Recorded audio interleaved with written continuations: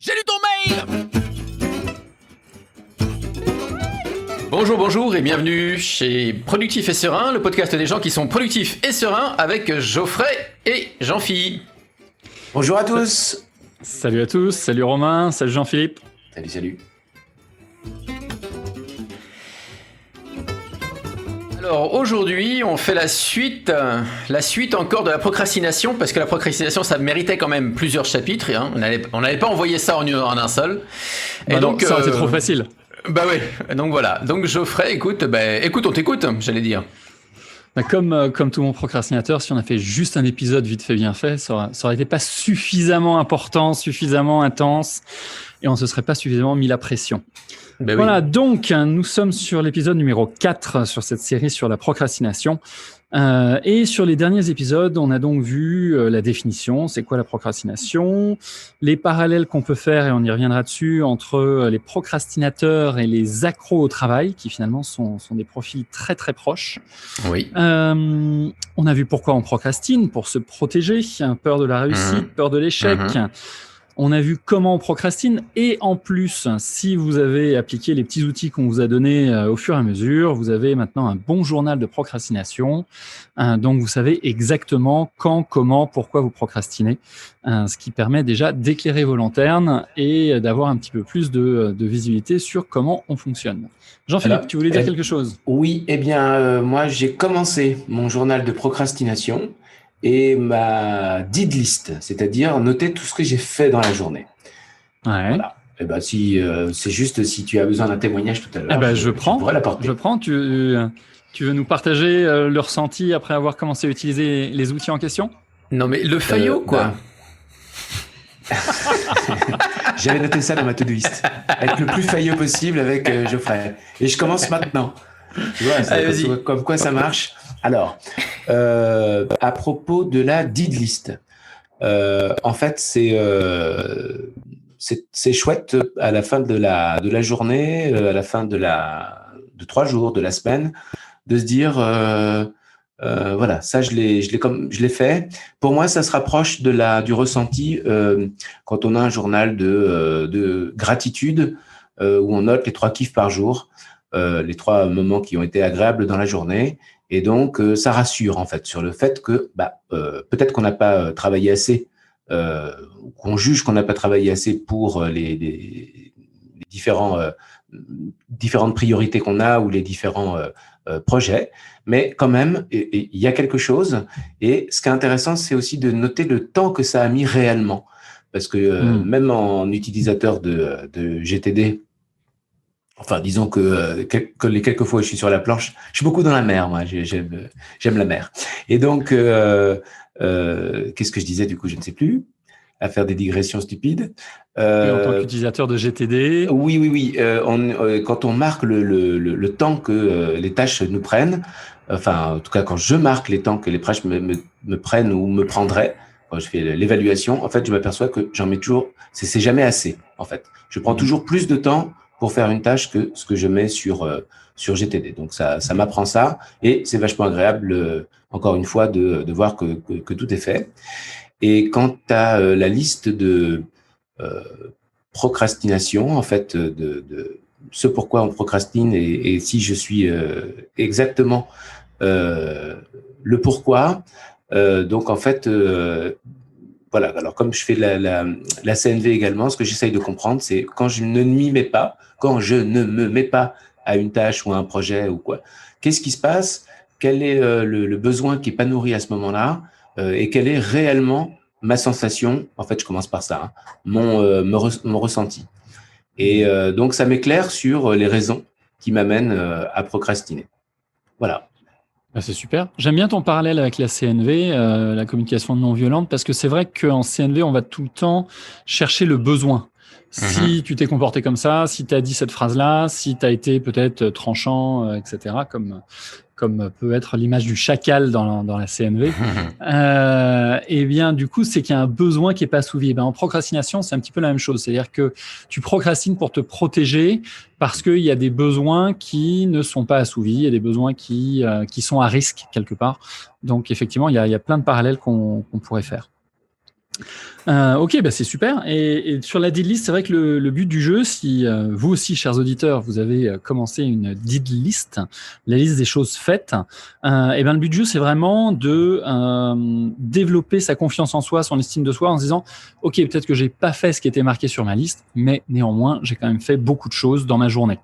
Voilà, donc vraiment noter tout, même les petits trucs, même etc. Vraiment, histoire qu'à la fin, on s'aperçoive que ah ouais, j'ai pas forcément fait les 3 trucs que je m'étais donné, mais j'ai fait tous ces machins-là, donc finalement, j'ai pas passé ma journée à rien faire comme notre cerveau voudrait bien nous le faire entendre, et c'est pas bon pour la motivation. Voilà, donc plein d'outils, plein de petites choses qui ont déjà été mises en place, et aujourd'hui, on va s'attaquer à un gros morceau. Maintenant que vous savez pourquoi vous procrastinez, comment vous procrastinez, etc., on va voir ce qu'on appelle l'anti-planning. Et je suis au regret de vous informer, chers GTDistes, chers amis qui pratiquaient GTD, que je vais introduire une hérésie sur le calendrier face à GTD. Mais une hérésie nécessaire pour s'attaquer à la procrastination, lutter contre la procrastination et passer au-delà. Romain, est-ce que tu peux lâcher Non. Lâche cette boîte d'allumettes, s'il te plaît, immédiatement. Non, j'invite les auditeurs juste à mettre en silencieux et puis à reprendre à peu près dans une dizaine de minutes quand Geoffrey aura fini, bien sûr. Vas-y Geoffrey, sinon on t'écoute. Ok, alors pourquoi est-ce qu'on a besoin de faire un petit détour et une entorse à GTD sur lorsqu'on s'aperçoit qu'on procrastine sur certains sujets? Je vous ai proposé la dernière fois de faire la liste des vraies pauses. C'est-à-dire qu'on a vu que aussi bien les accros au travail que les procrastinateurs enchaînaient les choses, enchaînaient les tâches, pas forcément ce qu'il fallait absolument faire, mais en tout cas faisaient tout un tas de trucs et ne prenaient pas des vraies pauses. Si vous avez regardé la TED Talk de Tim Urban depuis, c'est ce qu'il appelle le dark playground, donc l'ère de jeu sombre. On sait qu'on ne devrait pas être en train de jouer, mais néanmoins on est en train de jouer, donc on n'y prend pas plaisir et pourtant on ne fait pas ce qu'on a à faire.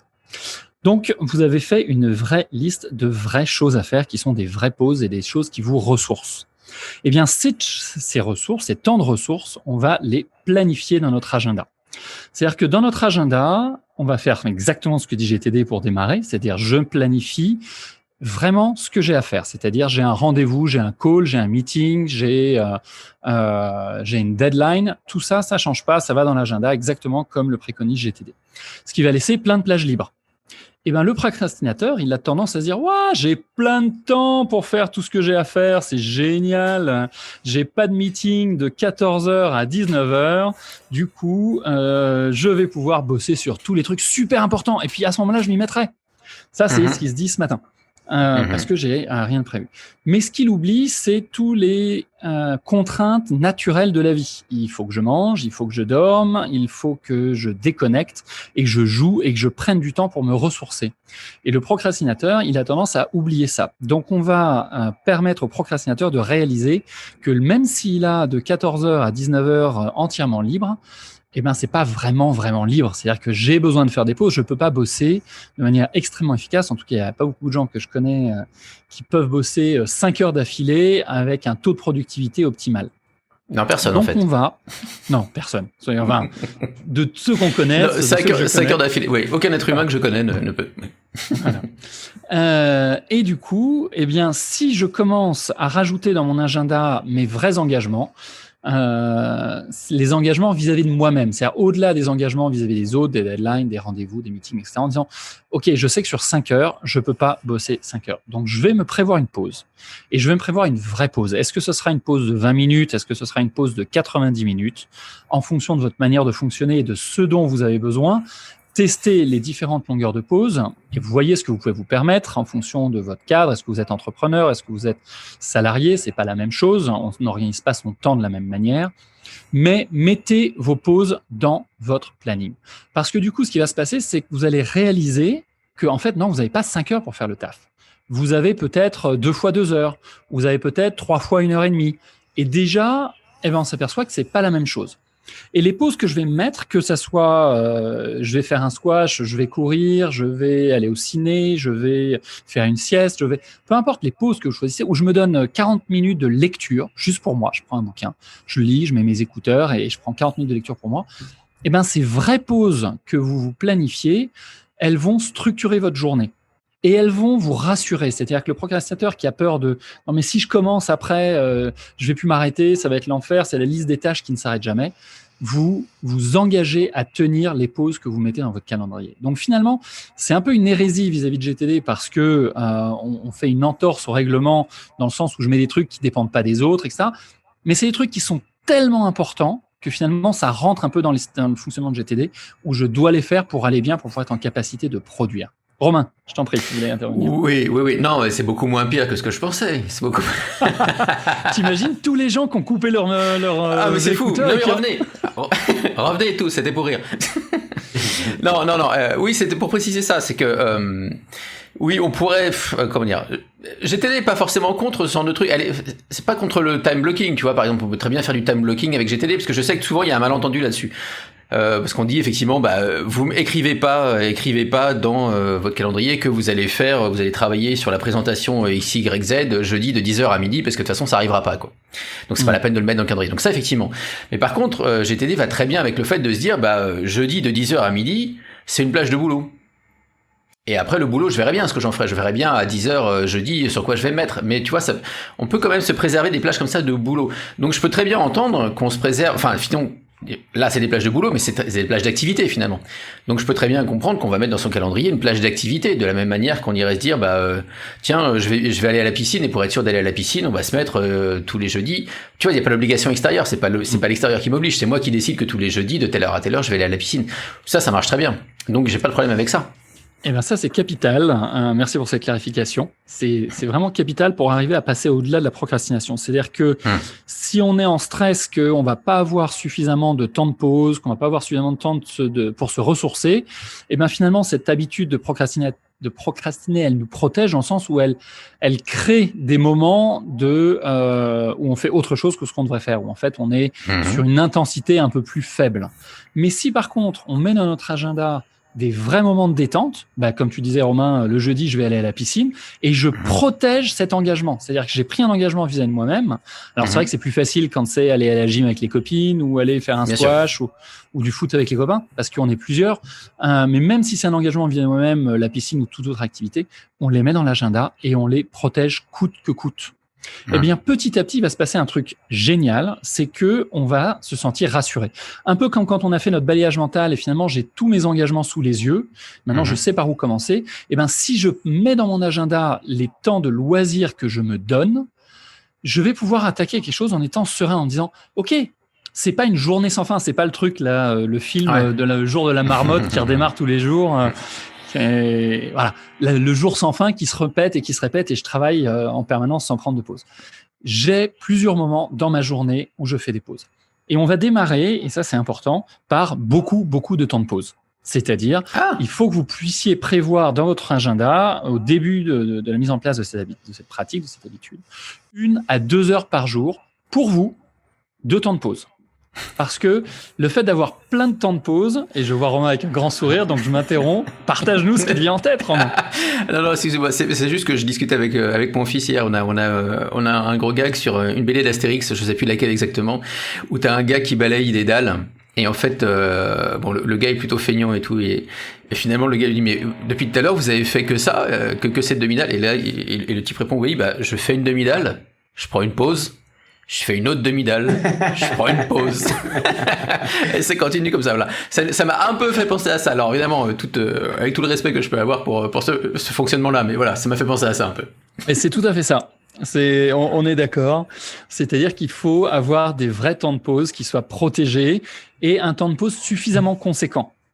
C'est-à-dire que c'est pas juste je prends 10 minutes pour aller me faire un café et je reviens au boulot. C'est vraiment j'ai pris un temps de pause, j'ai déconnecté. C'est vraiment faire quelque chose de différent. Voilà. Est-ce qu'on irait, je me permets pour poursuivre, hein, je te laisserai parler après. Est-ce qu'on irait sur du, c'est sympa, n'est-ce pas, sur du Pomodoro inversé? Oh là là, mais qu'est-ce qu'il est fort ce Romain, c'est incroyable. Alors, chers auditeurs, sachez qu'on ne partage pas les notes avant les émissions, en tout cas pas sur celle-ci. Mais Pomodoro, c'est mon prochain point. T'es très très fort. Bon, je te laisse parler. Vas-y. Mais c'est exactement ça. C'est-à-dire que je vais prendre des vraies pauses, Pomodoro inversé, pourquoi pas. Une fois que j'aurai mis dans mon agenda ces vrais temps de pause, il va y avoir un double effet qui se coule. Un, je vais me faire des vrais temps de pause, donc je vais me ressourcer, me prendre des breaks qui sont conséquents. Et deuxièmement, je vais m'apercevoir que là où je pensais avoir 5 heures pour faire ma présentation toute l'après-midi, ouah, je vais être super efficace, bah finalement, j'ai pas 5 heures. Si je m'octroie 2 fois 40 minutes de pause, finalement, ça me fait 1h30 en moins à quelque chose près. Donc, je vais pas avoir 5 heures, je vais avoir 3h30. Et ça devient une manière d'être plus réaliste sur notre gestion du temps. Et de se dire, ouais, en fait, non, c'est pas 5 heures que j'ai, c'est pas toute la journée, c'est etc. C'est, j'ai besoin d'être efficace sur une courte période d'un temps donné. Et après, je m'octroie ma super pause. Et c'est là où on revient sur du Pomodoro. Pomodoro, c'est un outil que j'ai découvert, que j'ai adoré et que j'adore encore, qui est juste hyper puissant.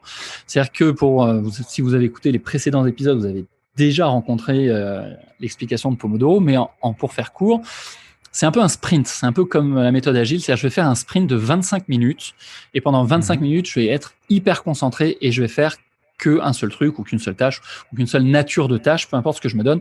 Mais pendant 25 minutes, je bosse à fond. Et après, j'ai une pause. Alors, dans Pomodoro, c'est une pause de 5 minutes. Peut-être que là, si on est sur de l'anti-planification, je vais avoir des pauses un peu plus conséquentes.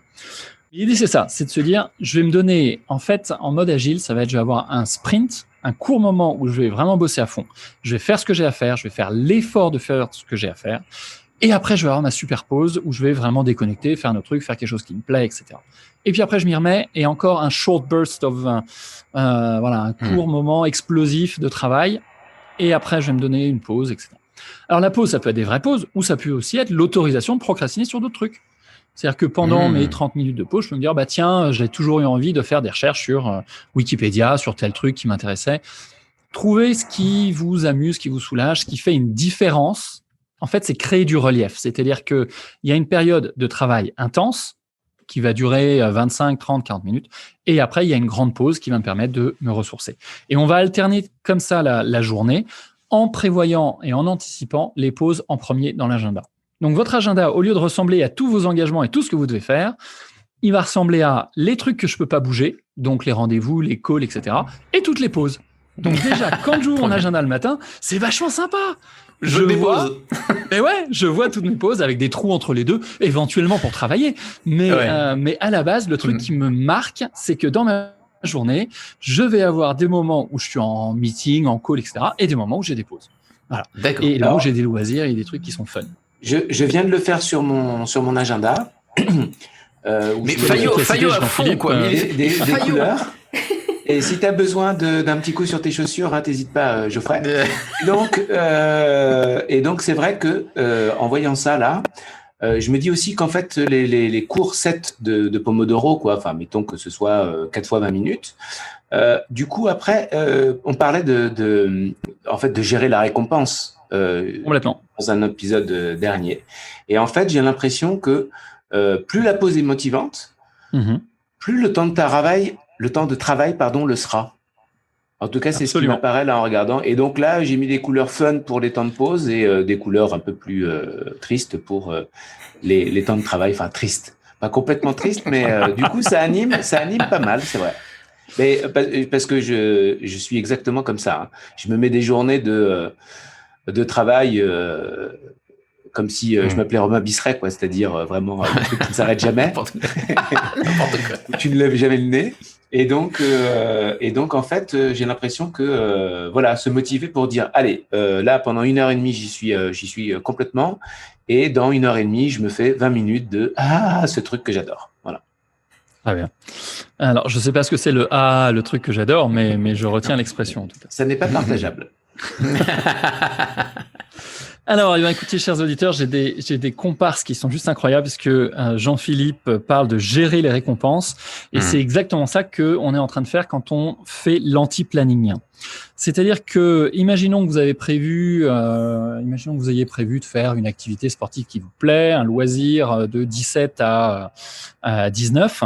Eh bien, vous allez donc mettre le loisir de 17 et 19 dans votre agenda et vous allez vous en servir comme levier pour se dire, bon, ok, de 17 à 19, je fais ça va être génial. Bon, bah, du coup, à 16h, je me fais une vraie session de boulot, 50 minutes de boulot sur un sujet que j'aime pas, mais je sais que je peux m'y attaquer parce que je suis serein dans le fait que, ça va être cadré et ça va durer une durée limitée. Et deux, j'ai un truc super génial qui arrive après. Donc, en fait, j'apprends à mon cerveau ou je désapprends la procrastination et j'apprends la productivité. C'est-à-dire que je fais un truc bien et à la suite d'un truc productif, j'ai une récompense.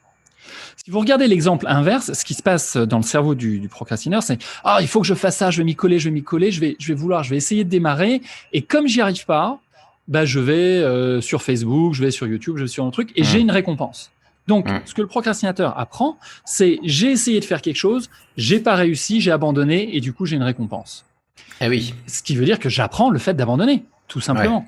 Ouais. À l'inverse, lorsque j'ai une récompense qui est prédéfinie, qui est prévue, je me sers de ce levier-là pour faire quelque chose que j'ai à faire. Donc, du coup, je bosse ou je fais la tâche ingrate, ou etc. Et à la fin, je me récompense en me disant, OK, maintenant, j'ai accès à la récompense que je voulais avoir. Ce qui ne veut pas dire que je la supprime si je n'ai pas fait ce que j'avais à faire. Et ça, c'est un point extrêmement important. Donc, maintenant que vous avez votre agenda avec les rendez-vous engagés et les récompenses, vous allez pouvoir recalibrer votre cerveau pour désapprendre la procrastination et apprendre la productivité. J'ai une récompense de prévue à 17h, je me donne 1 heure de vrai boulot juste avant. Si je fais, à l'inverse, 25, 30, 40 minutes de Pomodoro ou 50 minutes vraiment à fond, je me donne une vraie récompense à la fin en utilisant ma liste de choses que j'aime bien faire dans les vraies pauses. Dernier point, je ne lâche pas si j'ai pas fait un tout petit pas. Et ça, c'est la clé. C'est-à-dire que si vous vous attaquez à un truc, vous dites « Ok, c'est ça qu'il faudrait que je fasse maintenant », vous avez le courage de démarrer quelque chose, lâchez pas tant que vous n'avez pas fait un petit truc sur le sujet. Parce que sinon, vous apprenez à procrastiner, vous apprenez à abandonner. Si c'est très dur, ok, vous faites une action, un petit truc qui dure 5, 10, 15 minutes. Et une fois que vous avez fait ce petit truc-là, vous faites une vraie pause, vous faites une récompense, vous faites quelque chose qui va enclencher cette habitude de faire et d'avoir la récompense à posteriori. Voilà, donc l'outil d'aujourd'hui que je vous ai présenté, c'est l'anti-planning, ce que Neil Fiore, dans son livre The Now Habit, appelle The Unschedule. C'est vraiment basé sur la psychologie inversée. Et je vous invite à pratiquer et à nous faire plein de retours sur le forum pour nous dire ce qui marche pas, et voir comment vous arrivez à dépasser votre propre procrastination. Merci bien, Geoffrey. Merci, Geoffrey. C'était avec plaisir. Productif et serein, c'est fini pour aujourd'hui. Si vous avez apprécié, je vous invite à nous mettre des petits pouces, à nous mettre des petits clics sur les étoiles et pourquoi pas des commentaires un peu partout. Et à nous les envoyer aussi parce que des fois on a des commentaires et puis on savait pas qu'il y en avait. Donc on s'en aperçoit quelques semaines, quelques mois plus tard, c'est quand même un petit peu dommage. Voilà. Si vous voulez poursuivre un peu, vous pouvez aller sur le forum de Productif et serein qui est en accès libre à la lecture. Si vous voulez participer, évidemment, après vous êtes les bienvenus sur le site. Et on vous dit à la semaine prochaine, allez.